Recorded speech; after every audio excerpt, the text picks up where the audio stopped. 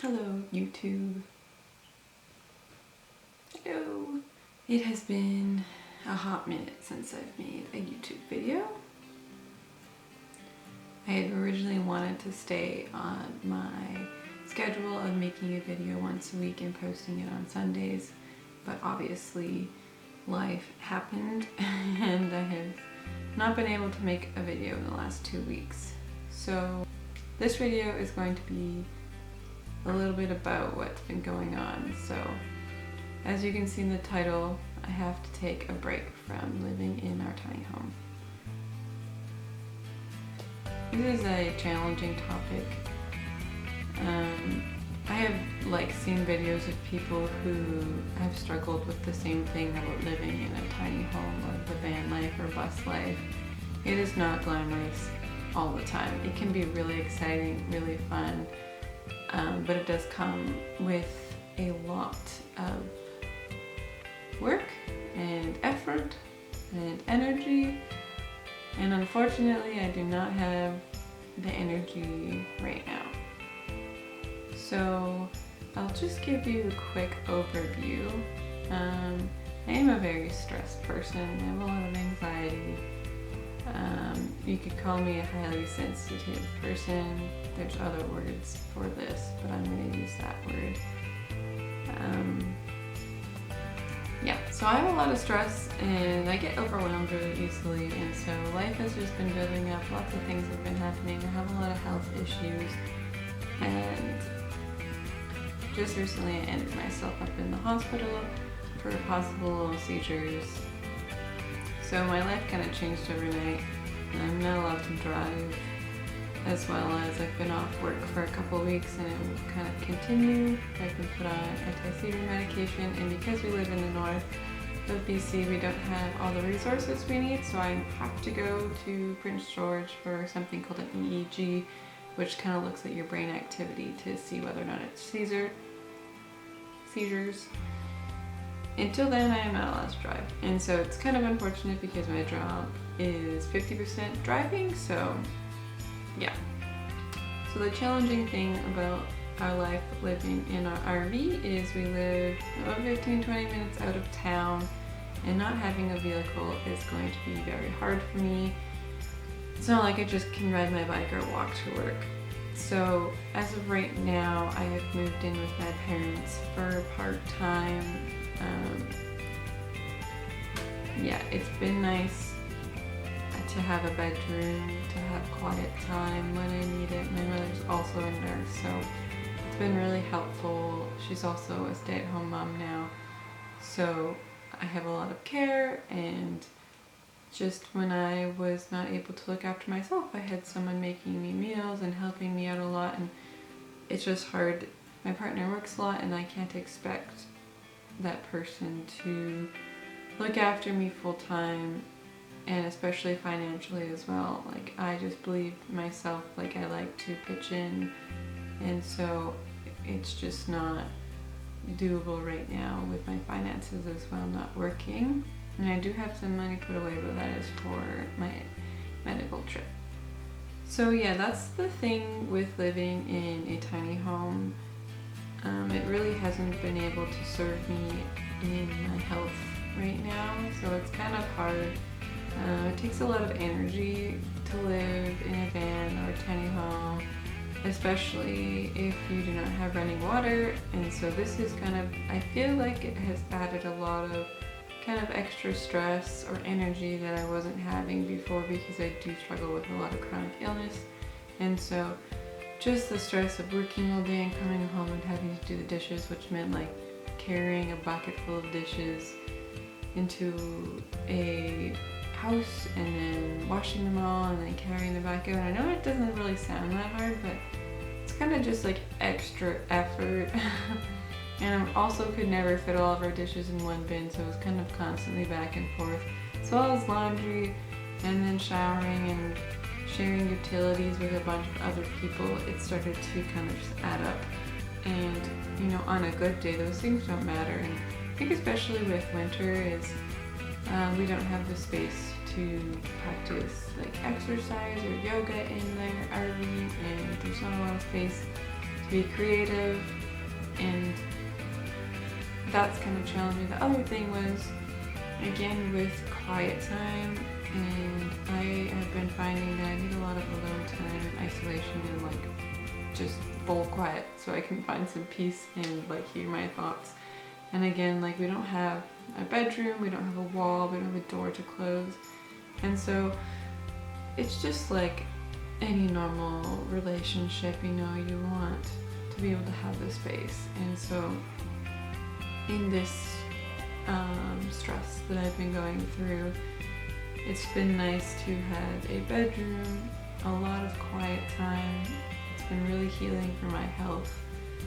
It does make me really sad though to not be in my home that I've been working on with my partner, but I think it's really important to just mention like those are things that if you're interested in tiny home living or, you know, mobile nomadic life, it is just important to note. And as a highly sensitive person, a person with illness, it's kind of scary to have these uncertain things happen and then have your life change. Like, I am so thankful that I have parents who have a big house, and I did grow up here for part of my life, a bedroom to be given, you know, people who can support me and drive me around, which feels really challenging because I'm 25. I don't want to necessarily be living at home or asking for a ride to and from work or whatever I'm doing.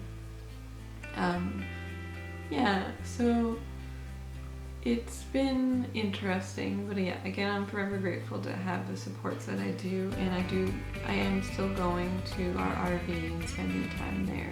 It's just been a little bit less, as I can't really contribute or pitch in or help around lots, and I just can't add that extra stress on my partner as he works a lot and has his own things to do and bills to pay. And so it felt easier for me to just come and be in a kind of safe haven and have a little bit of extra care. I feel like this lighting is not very flattering. It's very bright in here. So yeah, this was just kind of a quick check-in. I'm still going to try and make videos once a week if my health allows me to, and still try to make RV videos, especially with the spring coming, and just kind of been able to do some spring cleaning and still working on small projects. We just put up kitchen tiles, which has been super exciting. They're really beautiful, and they're just from Amazon. They're just little stick-ons. As well as I am working on, it's kind of funny, I'm taking some anti-seizure medication, and one of the side effects is you can rash on your body. So I currently have rashes on my palms and on the bottom of my feet, which is not a good thing. So I need to see my doctor and get a change in medication. But yeah, my hands are burning and they have rashes on them. But what I was going to say is I am working on a mural in our RV, which has been really fun and super nice. I mean, that's something that has made me feel really at home. Definitely have had a hard time. I mean, I feel like I've moved a lot in the last few years, and as I've jumped around, I've never really felt at home anywhere. I don't know, I feel like ever since even my childhood home, like moving from when I was 15 to like now, I feel like I've kind of moved around and nothing has ever really felt like super homey. So I'm really just trying to make a space that feels comfortable and like at home, and like what can I do to make it feel like my own space. So yeah, that's something that we're working on as well. I'll try to make a video too, kind of just updating where I'm at in my health. I get to go to PG for my EEG, but again, that's going to be a couple months, which is kind of lame. Yeah, so we don't actually have like an actual diagnosis of what's happening. Definitely something neurological. My brain is misfiring, sending some sort of messages to my body and making my muscles spasm essentially. I'm actually like good now. Been 2 or 3 days spasm free. But it was about 2 weeks there where I was really struggling with, I wasn't able to walk very well or eat. He had to make the bathroom accessible by putting a handle by the toilet and putting a chair in the shower, and again, I didn't really have those things in the RV, and so it just kind of makes me laugh. But yeah, and it was actually the other reason, you know, staying in town is like if anything does happen, we're really close to a hospital, and just in these times of recovering and trying to find a medication, I think that feels safe as well. But yeah, I feel like it's been a little bit challenging being away from my home and my puppies. My partner visits me a lot and brings over the dog so that we look after him kind of during the day, which has been really nice. But now I'm just taking it one day at a time, trying to do lots of yoga, and my biggest thing is to just not be stressed out, which is super hard for me. Everything I just overanalyze and think super hard about, and so I've been trying to be like super peaceful and meditate and eat super healthy, and just kind of consume positive things. It's definitely taken me some time when those 2 weeks of kind of not feeling good. I just literally watched a lot of TV and colored a lot, just kind of simple things.